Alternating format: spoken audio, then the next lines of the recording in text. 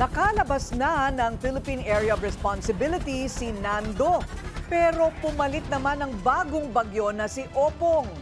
Pinalakas din ito ang habagat na sanhi ng mga pag-ulan ngayong araw.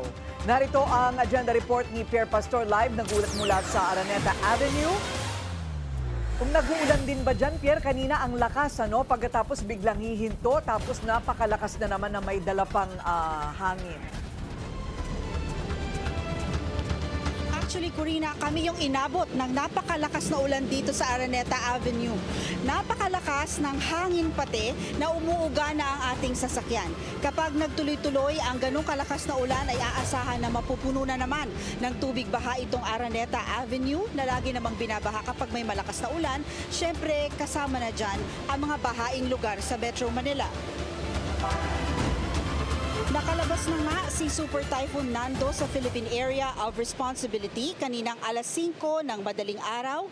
Ayon sa Pag-asa, ang mga nararamdamang pagbugso-bugsong pag-ulan at malalakas na hangin ay dala ng habagat na pinalalakas ng tinatawag na trough ni Nando. Bukod dyan, nakapasok na rin sa PAR ang bagong bagyo na pinangalanang Opong. Ayon sa Pag-asa, mabilis itong si Opong at maaring maging malakas na bagyo rin. Red alert na rin ang mga otoridad dahil sa sama ng panahon. Nakahanda ang immediate response ng lahat ng ahensya ng gobyerno at nakapreposition din ang mga relief aid.